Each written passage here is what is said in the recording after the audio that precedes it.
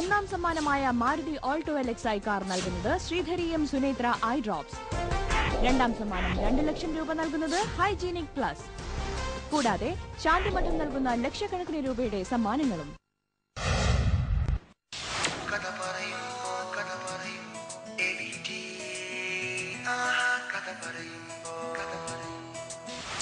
Welcome back to AVT premium കഥ പറയുമ്പോൾ. സാന്ത്വന മാം, ഗംഭീരമായിരുന്നു. നല്ലൊരു ഫീൽ ഉണ്ടാക്കാൻ പറ്റി. അതാണ് ഏറ്റവും വലിയ വിജയം. ശ്രീബുദ്ധന്റെ കഥ പറഞ്ഞു കഴിഞ്ഞപ്പോൾ ആദ്യം മുതൽ അവസാനം വരെ ഒരേ ഒഴുക്കോടുകൂടി തന്നെ ഞങ്ങളെ പിടിച്ചിരുത്തി. അറിയാവുന്ന കഥയാണ് എല്ലാവർക്കും, എന്നാലും എന്തോ പുതുമയോടെ ഒരു പ്രത്യേക അറ്റ്മോസ്ഫിയർ ചുറ്റും ക്രിയേറ്റ് ചെയ്യാൻ സാന്ത്വനയ്ക്ക് പറ്റി. കൺഗ്രാറ്റുലേഷൻസ്. കൂടുതൽ ഒരു നെഗറ്റീവായിട്ട് പറയാൻ കാര്യമായിട്ടൊന്നും ഉണ്ടായിരുന്നില്ല. നല്ല പാട്ടായിരുന്നു. ഒരു പക്ഷേ ഇതേ ലൈൻസ് തന്നെ അത്ര പാടാൻ അറിഞ്ഞുകൂടാത്തവർ പാടിയാൽ ശരിയാകുകയില്ല. പക്ഷെ സാന്ത്വന പാടിയപ്പോൾ അത് വളരെ വളരെ ഹൃദ്യമായിരുന്നു. ഇതിനു മുമ്പ് അവതരിപ്പിച്ചപ്പോഴൊന്നും പാട്ട് എനിക്ക് ഇത്ര ഹൃദ്യമായിട്ട് അനുഭവപ്പെട്ടിട്ടില്ല. ഭയങ്കര പോസിറ്റീവ് ഒരു ഫീലാണ് എനിക്ക് ഈ കഥയിൽ കൂടി കിട്ടിയത്. നല്ലൊരു അനുഭവം പകർന്നു തന്നതിന് സ്പെഷ്യൽ താങ്ക്സ്. സാന്ത്വന ഗംഭീരമായി, അതിഗംഭീരമായി കഥ പറഞ്ഞതും ഈ പറഞ്ഞ പോലെ നല്ലൊരു ഫീൽ ഉണ്ടായിരുന്നു. തുടക്കം മുതൽ അവസാനം വരെ അത് നിലനിർത്തിക്കൊണ്ട് പോകാൻ പറ്റി. ഇതില് പാടിയ പാട്ടുകൾ വളരെ ഭംഗിയായിരുന്നു. പല പാട്ടുകളും ഇപ്പോൾ ഒന്നും കൂടെ കേട്ടാൽ കൊള്ളാം എന്ന് തോന്നുന്നു. അത്ര നല്ല പാട്ടുകളായിരുന്നു. വളരെ ഭംഗിയായിട്ട് കഥ പറഞ്ഞു. ഈ പറഞ്ഞമാതിരി ഒരു നെഗറ്റീവായിട്ടൊന്നും തോന്നുന്നില്ല. വളരെ ഭംഗിയായിരുന്നു. ഇത് കൂടുതൽ എന്ത് പറയാം, കൂടുതൽ ഭംഗിയാക്കാൻ ശ്രമിക്കുക. നമ്മുടെ ഭാരതത്തിൻ്റെ ഒരു അഭിമാന സ്തംഭമായ ഒരു ചരിത്ര പുരുഷനെ വളരെ ആകർഷകമായി സാന്ത്വന ഇവിടെ അവതരിപ്പിച്ചു. കഥാവതരണം വളരെ വളരെ വളരെ മികച്ചതായിരുന്നു. ഇവിടെ ശ്രീബുദ്ധനെ നന്നായിട്ട് അടുത്തറിഞ്ഞ ഒരുപാട് ആളുകൾ നമ്മുടെ നാട്ടിലുണ്ട്. പുതിയ തലമുറയിൽപ്പെട്ടവർക്ക് അത് വേണ്ടത്ര അറിവില്ലാത്തവരുമുണ്ട്. സാന്ത്വനയുടെ ഈ കഥ ഗൃഹ സദസ്സുകളിലെത്തുമ്പോൾ തീർച്ചയായും ബുദ്ധനെക്കുറിച്ച് അറിഞ്ഞിട്ടില്ലാത്തവർ അതറിയാനിട വരുന്നു. അങ്ങനൊരു വലിയ സാമൂഹ്യ സേവനം ഈ കഥാവതരണത്തിലൂടെ സാന്ത്വന നിർവഹിക്കുകയാണ്. അത് കഥാപ്രസംഗം പറയുന്നത് കൊണ്ടാണ്. കഥാപ്രസംഗത്തിൻ്റെ ഒരു സവിശേഷതയും അതാണല്ലോ. ത്യാഗധനനായ ഒരു മഹാത്മാവിൻ്റെ ആ പരിവർത്തനം വളരെ ഗംഭീരമായി വേദിയിൽ കൊണ്ടുവന്നു. രാജകുമാരൻ രാത്രി ഇറങ്ങിപ്പോകുന്നു, പിന്നെ നിർവ്വാണം പ്രാപിച്ചവനായി തിരിച്ചു വരുന്നു, വീണ്ടും ഭാര്യയെ കാണുന്നു.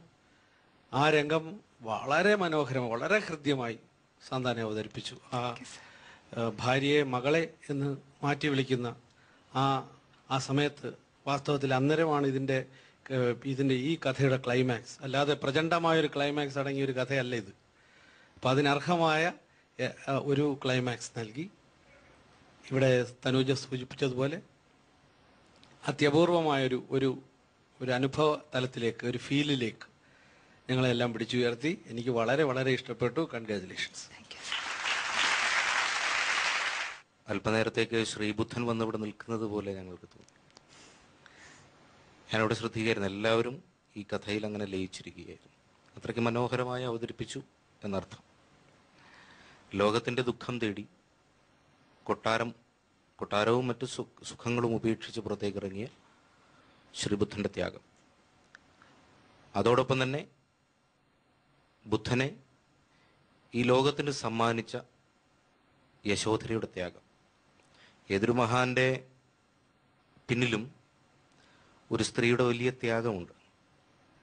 ബുദ്ധനെ നമുക്ക് നൽകിയതിൽ യശോധരയുടെ ത്യാഗമുണ്ടെങ്കിൽ, അതുപോലെ ശ്രീനാരായണ ഗുരുദേവനെ നമുക്ക് നൽകിയതിൽ കാളി എന്ന് പറയുന്നൊരു പെൺകുട്ടിയുടെ ത്യാഗമുണ്ട്. ഗാന്ധിയെ നമുക്ക് നൽകിയതിൽ കസ്തൂർബയുടെ ത്യാഗമുണ്ട്. അപ്പം അത് ഏതായാലും യശോധരയ്ക്ക് കൂടി വളരെയധികം പ്രാധാന്യം. യശോധര എന്ന പേരിൽ ജി ശങ്കരക്കുറുപ്പിൻ്റെ ഒരു കവിതയുണ്ട്.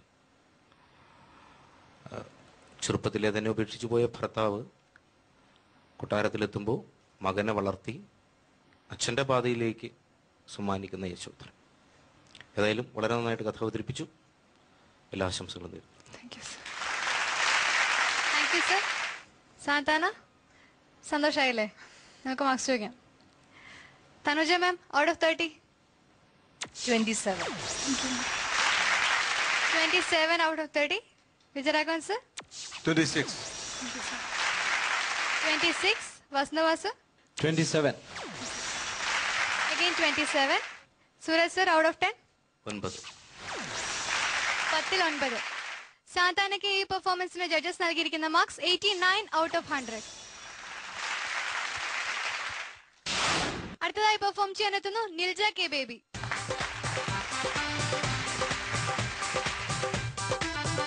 ഹായ് നിൽജ. ഹായ്. നിൽജയുടെ ഫസ്റ്റ് പെർഫോമൻസ് അല്ലേ? അതെ. ഏതാണ്? ജീവചരിത്രമാണ്. Martin Luther king.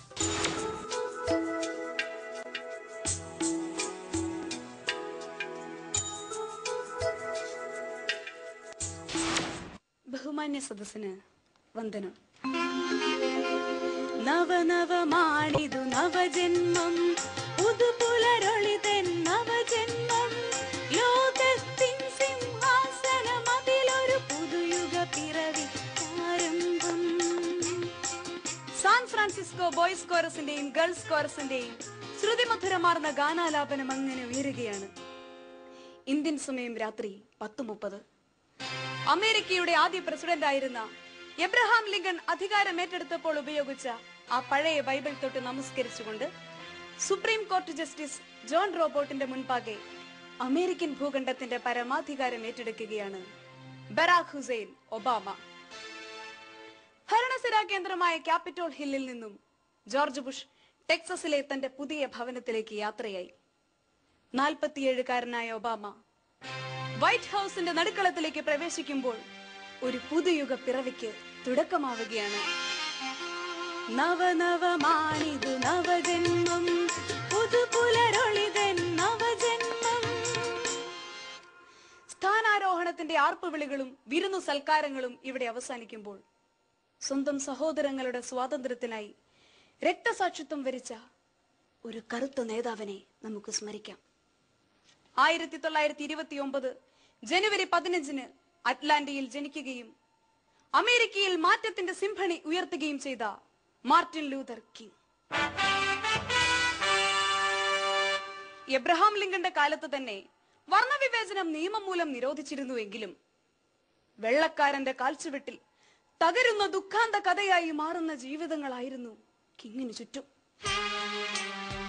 ഇരുണ്ട വേദനയുടെ ചീറ്റലുകൾക്കും ഉരുൾപൊട്ടലുകൾക്കും മീതെ പടർന്നു പിടിക്കുന്ന ഭീതിയോടെ വിധിയെ നോടി കാലം കടത്തിവിടുന്ന കറുത്ത ജന്മങ്ങൾ.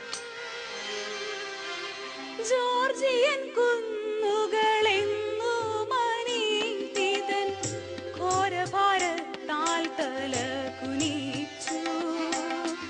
ഉണ്മയുടഞ്ഞവരെത്ര തലമുറ സ്വാതന്ത്ര്യം മോഹി ചടർന്നു വീണു. 1955 ഡിസംബർ 1